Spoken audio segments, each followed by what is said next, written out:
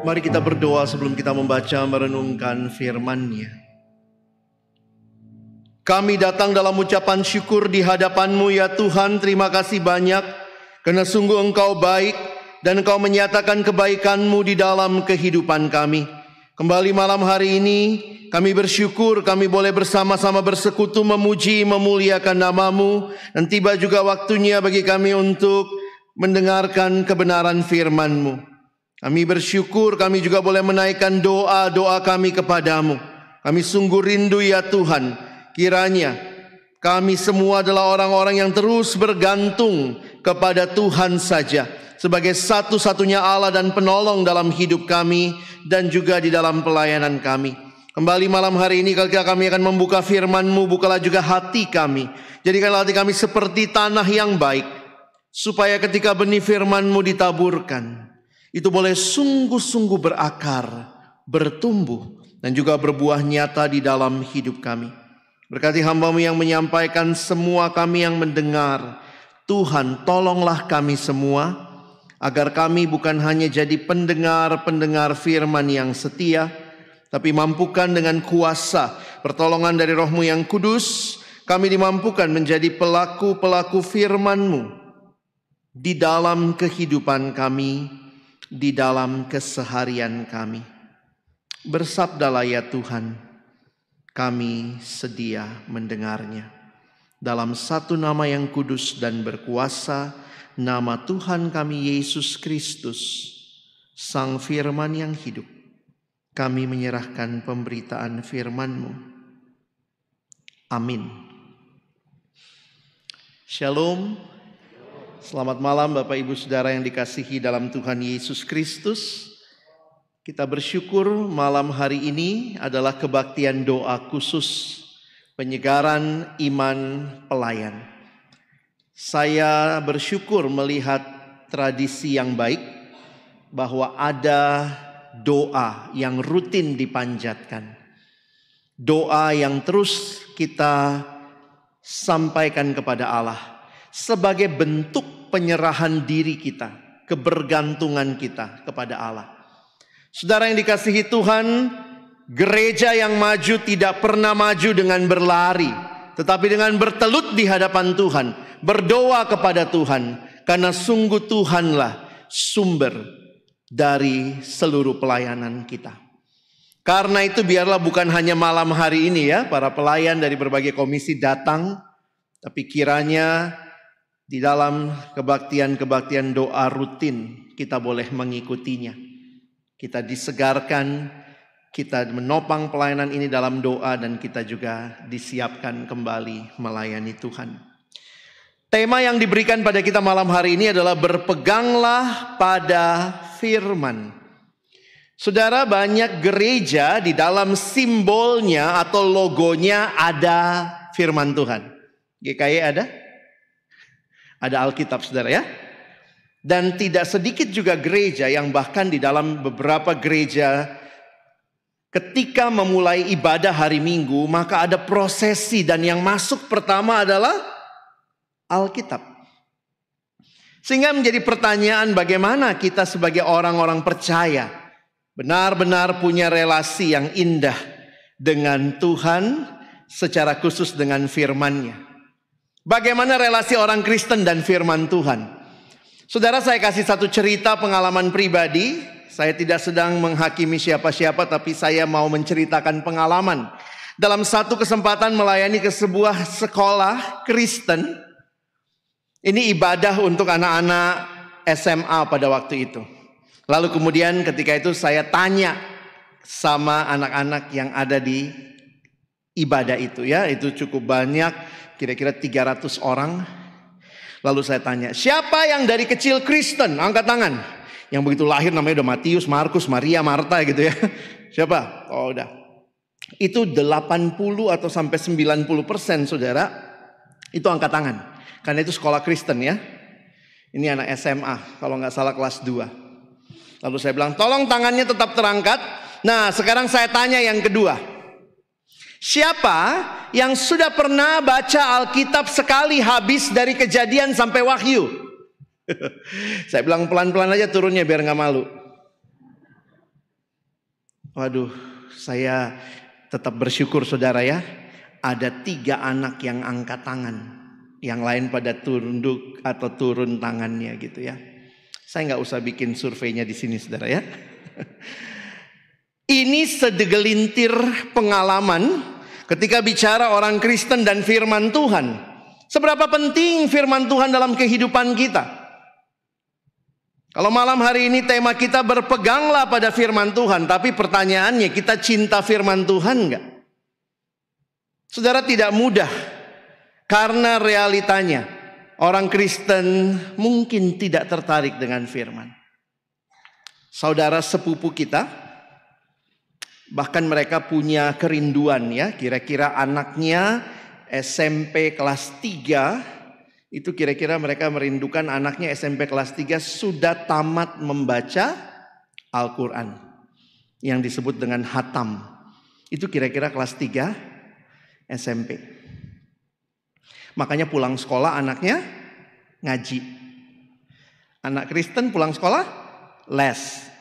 Matematika, fisika, kimia ya. Kalau bapak, mama-mama kumpul, ibu-ibu gitu, apa yang dibanggakan? Nilai anakmu berapa? Les di mana? Ada nggak ya mama-mama kumpul gitu? Anakku udah selesai lo baca Alkitab. Pasti yang lain lagi. Anak lu aneh. Saudara, ini cuma gambaran saja bahwa mungkin sekali kita juga tidak serius-serius amat sama firman Tuhan. Berapa banyak orang tua yang takut anaknya buta Alkitab? Mungkin kita lebih takut nilainya jelek ketimbang dia tidak mengerti firman Tuhan. Dulu pengalaman waktu bertetangga, ini sedikit cerita saudara. Lalu tetangga saya itu anaknya waktu itu masih TK. Lalu kemudian dilesin bahasa Inggris ya, karena orang tua pasti maunya anaknya bisa bahasa Inggris. Lalu biasa sore-sore saya dengar ibu-ibu pada ngobrol. Saya nggak ikut ngobrol saudara, saya kedengeran ya. Terus dia bilang, aduh anak saya itu Inggris terus di rumah. Padahal masih TK tuh ya. Anaknya juga paling cat, dog gitu ya. Tapi mamanya udah bangga banget, wah anak saya Inggris terus tuh di rumah. Nah satu waktu saya ingat ada mobil jemputan les datang. Wah itu anaknya malas pergi les, guru. Mamanya tuh teriak dari dalam, gitu ya. Pergi tuh, mobil udah datang jemput. Wah mamanya teriak-teriak gitu ya. Suruh anaknya cepetan pergi, ini ada les. Satu waktu hari Minggu datang mobil jemput ke gereja sekolah minggu. Terus mamanya keluar, aduh sorry lagi capek anak saya gitu ya. Hari Senin sampai Sabtu les terus. Jadi Minggu gak apa-apa lah ya, gak sekolah minggu saudara ya. Mungkin sekolah minggu perlu bayar kali Bapak Ibu ya. Setuju? Supaya lebih orang tua, pergi lo sekolah minggu. Papa mama udah bayar mahal gitu ya. Ini guru-guru sekolah minggu langsung ketawa nih ya. Bapak Ibu, saya hanya ingin memberitahukan kepada kita seberapa serius kita dengan iman kita, dengan firman Tuhan. Tentu itu bukan satu-satunya ukuran. Saya tahu ilustrasi saya pasti agak maksa, tidak satu-satunya ukuran. Tapi apakah kita memang serius dengan firman Tuhan? Malam hari ini Amsal pasal yang ketiga. Amsal pasal yang ke-7 ayat pertama sampai ayat yang ketiga. Kalau Bapak Ibu nanti punya waktu membaca seluruh Amsal ini akan baik sekali. Walaupun mungkin Bapak Ibu akan terkejut ya. Karena Amsal ini di bagian bawahnya bicara soal hati-hati sama pelacur gitu ya. Tapi bagi saya ternyata kuncinya 3 ayat pertama. Kita baca sama-sama ya. Saya sudah tuliskan di depan. Tolong yang pria baca ayat 1. Yang perempuan baca ayat 2. Kita bersama-sama baca ayat 3. Pria akan mulai. Hai anakku, berpeganglah pada perkataanku dan simpanlah perintahku dalam hatimu.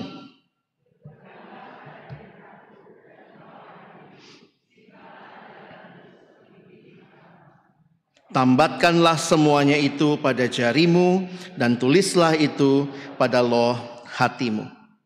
Bapak Ibu Saudara yang dikasihi Tuhan, kitab Amsal memang sebagian besar kita yakini ditulis oleh Salomo, tapi ada bagian-bagian yang bukan Salomo penulisnya. Tetapi gambaran yang diberikan, yang menulis Amsal sedang menasehati orang yang lebih muda. Dalam hal ini dia katakan, hai anakku. Jadi sebenarnya ini adalah nasihat dari orang tua kepada anak. Hai anakku, berpeganglah pada perkataanku. Dalam konteks yang luas, saya tuliskan begini ya. Sama seperti seorang ayah memerintahkan anaknya untuk mematuhi perintah ayahnya, demikian juga dalam konteks yang luas kita bisa melihat Allah memanggil kita untuk memegang teguh ajarannya dan menjaganya seperti biji mata kita. Mengapa? Hanya melalui firman-Nya kita mendapatkan kebijaksanaan dan pengertian serta mampu membedakan apa yang benar dan adil dalam dunia ini. Jadi secara khusus Amsal 7 ayat 1-3 ini menekankan pentingnya tanggung jawab yang perlu kita miliki terhadap ajaran, dalam hal ini firman Tuhan. Saudara, masalahnya bukan di Allah. Allah sudah kasih firman-Nya, masalahnya di kita. Bagaimana tanggung jawab kita meresponi firman Tuhan? Apa yang harusnya menjadi tanggung jawab kita, respon kita ketika Allah sudah memberikan firman-Nya? Maka perhatikan, ada 3 hal yang saya mau garis bawahi malam hari ini untuk kita perhatikan dari ayat-ayat ini. Yang pertama, saudara lihat dulu, saya berikan warna yang berbeda. Kata berpeganglah 2 kali muncul. Muncul juga di ayat 2. Berpeganglah. Jadi firman Tuhan itu harus kita apain, saudara? Dikatakan berpeganglah. Saudara harus berpegang pada perintah yang diberikan. Istilah ini dalam bahasa aslinya, bahasa Ibrani adalah syamar, muncul di 2 ayat, 1 dan 2. Dan kata ini sering dipakai berkenaan dengan berpegang pada perintah dan ketetapan Tuhan. Bapak Ibu bisa lihat misalnya di Ulangan pasal 10 ayat yang ke-13. Jadi kalau kita kaitkan, walaupun ini Amsal nasihat dari seorang yang senior, yang lebih tua, seorang ayah kepada anaknya, tapi istilah berpegang itu juga dalam konteks luas digunakan kepada firman yang Tuhan berikan. Jadi harus dipegang, Bapak Ibu Saudara. Dipegang dalam arti tentunya ditaati, diikuti. Saudara, banyak kali bukannya Tuhan tidak berikan yang saudara dan saya butuhkan, tapi kita tidak meresponinya dengan baik, dengan tanggung jawab. Maka yang pertama, pegang firman Tuhan. Yang kedua, saudara lihat warnanya sekarang beda ya. Sekarang kata simpanlah.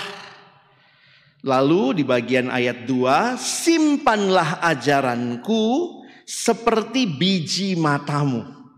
Wah, ini kata simpanlah. Saya kasih penjelasan begini. Selain berpegang juga harus menyimpan perintah itu. Menarik ya, ini gambaran-gambaran karena firman Tuhan itu, apalagi dalam konteks orang Yahudi waktu itu, mereka mengertinya cuma 5 kitab Taurat kan. Tetapi itu pun mereka tidak punya kayak kita. Sekarang kita semua punya firman di HP ya. Masing-masing punya ya. Waktu itu mereka tidak punya bentuk cetak masing-masing rumah tangga, tidak. Maka dikatakan kamu harus pegang perintah itu, kamu harus simpan perintah itu. Kata yang diterjemahkan menyimpan mempunyai arti menyembunyikan. Tapi dalam arti seperti orang menyembunyikan harta pusaka yang sangat berharga. Jadi hal ini ditekankan di dalam ayat 2b. Jadi seperti seharusnya dipegang atau dipelihara atau disimpan seperti menjaga biji mata.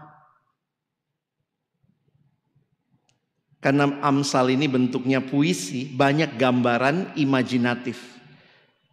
Biji mata merupakan bagian yang sangat berharga tapi juga rapuh. Karenanya harus dijaga dengan hati-hati. Opa oma kalau habis operasi katarak tuh ada kacamata lasernya itu ya. Yang enggak itu ya. Wah, itu untuk menjaga begitu rupa. Biji mata tuh penting sekali. Artinya apa? Perintah-perintah Allah harus diperlakukan seperti barang yang sangat bernilai, yang harus disimpan dengan baik. Disimpan bukan disembunyikan, beda saudara ya. Disimpan bukan disembunyikan, tapi disimpan dalam pengertian benar-benar dijaga, dipelihara. Kadang-kadang orang Kristen kita mentoknya sama bendanya. Saya satu waktu namanya lagi khotbah, kalau di remaja kadang kita khotbah kan cuma dikasih, karena minta juga ya, pakai stand partitur itu saudara ya. Jadi nggak pakai mimbar biasanya, pakai stand partitur. Satu waktu saya khotbah lagi semangat begitu, terus Alkitab saya jatuh saudara. Alkitab saya jatuh. Nah pas saya mau ambil, keinjek saudara. Aduh, cilaka. Itu anak remaja semua waktu saya keinjek. Tiba-tiba, kakak berdosa, kakak berdosa. Saya ambil Alkitabnya, saya bilang kan saya nginjeknya juga gak sengaja. Terus waktu itu saya ambil Alkitab saya bersihkan. Saya bilang gini, mana lebih berdosa, punya Alkitab tapi gak dibaca. Jelek. Banyak dari kita terfokus kepada fisiknya. Wah, Alkitab saya bagus pak, disimpan. Sekarang makin sulit kali ya. Nggak tahu berapa banyak yang masih punya Alkitab di rumah atau masih bawa Alkitab ke gereja ya. Karena kita rata-rata sudah pakai Alkipad, Alkitab, Alkifone ya. Tapi poinnya bukan sekadar fisiknya, bentuknya, tapi apakah benar-benar dalam hidup kita menempatkan firman Tuhan menjadi prioritas utama. Kita simpan seperti harta yang berharga. Saudara, ada satu cerita ya tentang seorang pendeta yang suka besuk jemaat. Ya, ada jemaat yang suka dibesuk, ada yang enggak juga ya. Jadi satu waktu pendeta datang membesuk seorang jemaat, ibu-ibu. Pas datangnya karena pagi, ya, jadi Pak Pendeta ngobrol, gimana Bu kabarnya? Baik, baik. Bapak baik? Iya baik Pak. Bapak lagi kerja. Anak-anak baik Bu? Baik Pak. Anak-anak lagi sekolah. Oh iya. Jadi Pak Pendeta ngobrol, lalu kemudian Pak Pendeta tanya, Ibu rajin baca Alkitab? Ini kalau pendeta udah nanya begini ya, di rumah sendiri ya. oh rajin saya Pak, gitu ya. Ngakunya begitu. Jadi ketika pendeta bilang baik, udah selesai mau pulang, Bu sebelum pulang kita berdoa dulu ya. Pak Pendeta gak lama lagi mau pulang, tapi sebelum berdoa kita baca Alkitab dulu ya. Lalu kemudian minta, Ibu ada Alkitab? Oh sebentar. Lalu ibunya panggil mbaknya, Mbak ambilin Alkitab Ibu di atas lemari. Lalu kemudian mbaknya datang bawa satu Alkitab besar ya. Dengan bungkus yang bagus. Lalu kemudian Pak Pendeta bilang, mari Bu kita baca sama-sama Mazmur 23. Lalu ibu itu buka Alkitab, lalu kemudian dia buka Mazmur 23. Waktu lagi buka-buka Alkitab saudara, tiba-tiba ada sesuatu yang jatuh dari Alkitab itu. Saudara tahu apa itu? Kacamata. Kacamata baca orang tua itu loh saudara ya. Pernah lihat ya? Spontan ibu itu bilang, ya ampun ini kacamata saya cari 3 tahun. Berapa lama dia gak buka Alkitab? Baru 3 tahun saudara. Kalau ada barang lupa bapak ibu ya, coba cari di Alkitab ya. Mana tahu nyelip saudara. Ibu ini menyimpan firman Tuhan.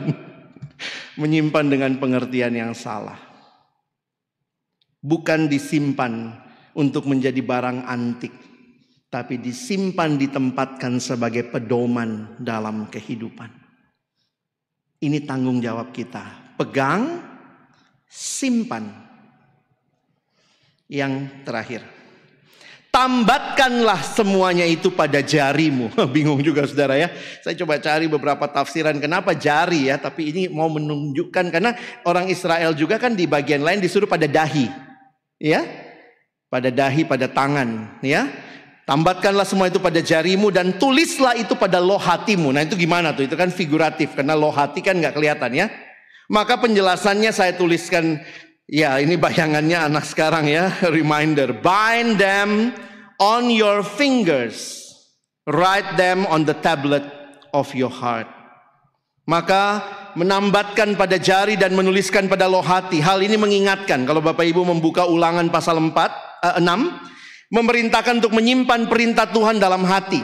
Ada sedikit terjemahan di situ karena digunakan istilah haruslah engkau perhatikan. Sebenarnya haruslah engkau menyimpannya dalam hati dan mengikatkan ajaran tersebut pada tangan dan dahi.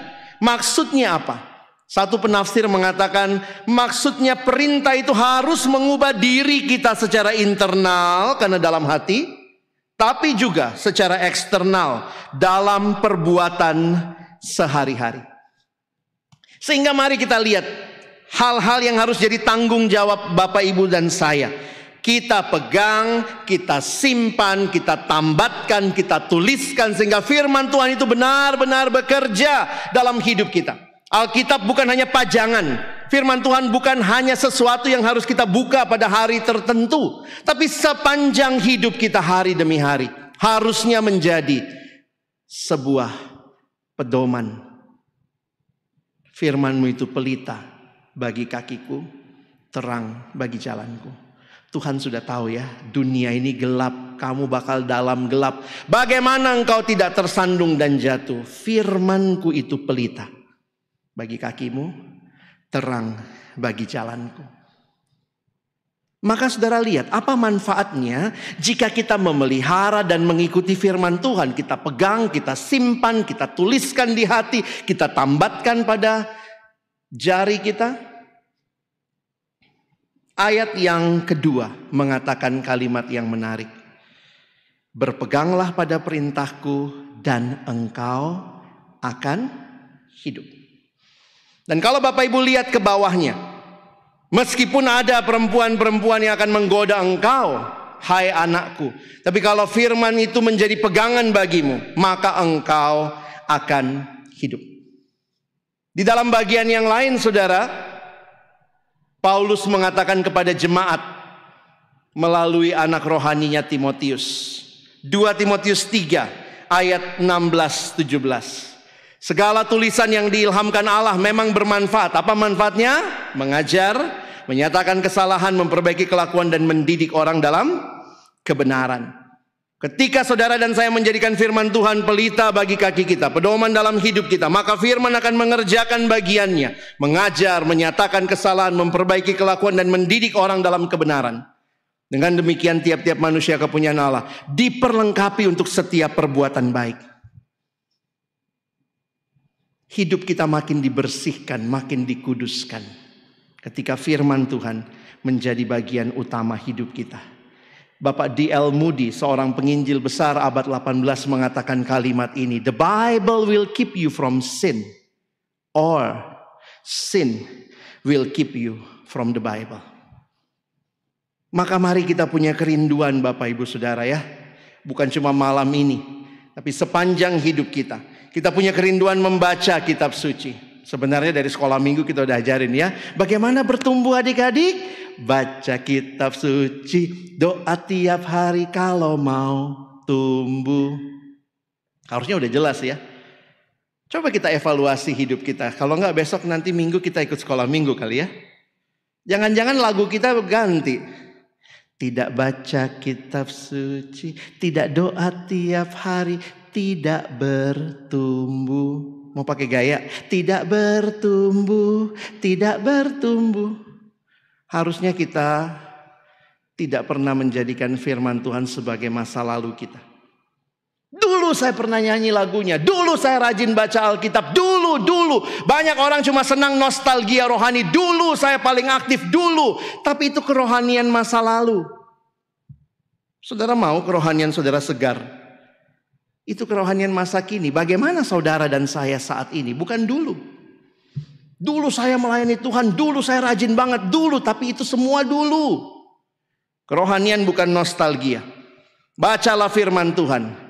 yang memberikan kepada kita sebuah transformasi. Ingat, baca Alkitab itu bukan cuma nambah informasi ya. Maka kalimat ini menarik. Membaca Alkitab tidak dimaksudkan untuk sekadar menambah pengetahuan, tetapi mengubah kehidupan. Baca Alkitab bukan sekadar nambah informasi, tetapi bagi transformasi hidup kita. Kita kan baca Alkitab bukan untuk cerdas cermat Alkitab, saudara, tapi untuk hidup yang kita rindu. Semakin hari, semakin serupa dengan Kristus. Maka di akhir khotbah ini, marilah yang sudah baca Alkitab, puji Tuhan. Tapi kalau masih on off, mari mulai ambil komitmen baca Alkitab setiap hari. Saya ingat di GKY ada Gema biasanya ya, gerakan membaca Alkitab. Ada renungan yang disiapkan setiap hari untuk Bapak Ibu Saudara membacanya. Tidak ada cara yang lebih baik untuk memahami firman Allah selain dengan membacanya secara rutin. Saya akan tutup dengan satu cerita yang saya baca dari sebuah buku yang dituliskan oleh Bapak Robert Summer. Bapak Robert Summer ini keliling dunia mencari cerita-cerita atau mencari pengalaman-pengalaman hidup orang dengan firman Tuhan. Nah, salah satu yang dia tuliskan adalah pengalaman dari seorang pemuda. Saya coba bagikan bagi kita ya. Dalam bukunya Bapak Robert Summer, judul bukunya The Wonder of the Word of God. Dia menceritakan tentang seorang pria di kota Kansas, Amerika. Dan pria ini dalam sebuah ledakan besar mengalami luka bakar, saudara. Nampaknya dia yang paling dekat dengan sumber ledakan. Sehingga apa yang terjadi? Dia mengalami luka bakar yang sangat mengerikan. Mukanya rusak. Kedua matanya menjadi buta. Dan bahkan dia harus kehilangan kedua belah tangannya. Diamputasi karena sangat mengerikan luka bakar itu. Dan waktu itu dia baru saja menjadi seorang Kristen ketika peristiwa itu terjadi. Sehingga ketika ditanya kepada dia apa kekecewaannya, salah satu kekecewaannya adalah dia tidak bisa lagi membaca Alkitab. Mungkin masa itu belum ada Alkitab audio ya. Dalam keputusasaannya dia terus cari cara bagaimana bisa baca Alkitab. Dia mendengar ada wanita di Inggris yang bisa membaca Alkitab dengan bibir menggunakan huruf Braille. Huruf Braille-nya orang buta. Wow, ada harapan dia pikir ya. Karena kalau pakai tangannya diamputasi, mata udah nggak ada. Jadi waktu dia dengar ada wanita di Inggris baca pakai bibir, dia ikut pesan Alkitab huruf Braille. Dan ketika Alkitabnya datang, dia buka dan dia mulai mencoba membaca, saudara. Dia tempelkan bibirnya. Tapi yang terjadi apa? Ternyata ledakan itu juga membuat saraf-saraf bibirnya putus. Dia coba membedakan huruf-huruf itu. Tapi saraf bibirnya tidak bisa membedakan huruf-huruf itu.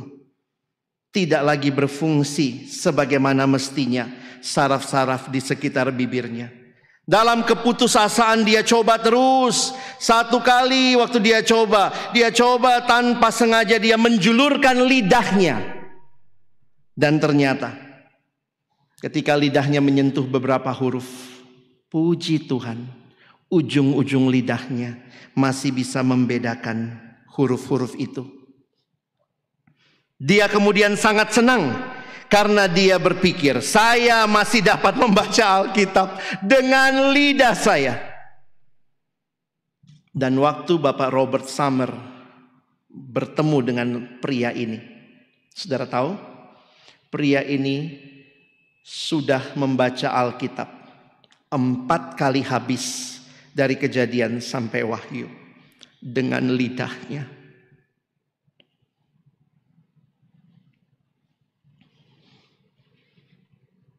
Tidak ada contoh lain yang Tuhan rindukan dari setiap kita anak-anaknya selain serius mendengarkan firman-Nya, membacanya. Pegang, simpan, tambatkan itu pada hati, pada jari kita. Tuliskan pada loh hati kita. Saudara dan saya belum harus baca Alkitab pakai bibir ya, apalagi pakai lidah. Masih bisa kok pakai mata. Kiranya kita serius, punya tanggung jawab, berpegang pada firman Tuhan. Tuhan menolong kita jadi pendengar, tapi juga akhirnya jadi pelaku firman Tuhan. Amin. Mari berdoa. Tuhan, terima kasih buat firman-Mu, setiap kebenaran yang kembali menyegarkan hati kami. Kami pelayan-pelayan Tuhan, kami jemaat Tuhan, kami rindu firman-Mu itu benar-benar menjadi bagian hidup kami. Yang kami pegang, kami bawa dalam hidup keseharian kami. Sekali lagi terima kasih. Tolong kami bukan cuma jadi pendengar firman yang setia, mampukan kami jadi pelaku-pelaku firman-Mu. Dalam nama Yesus kami bersyukur. Amin.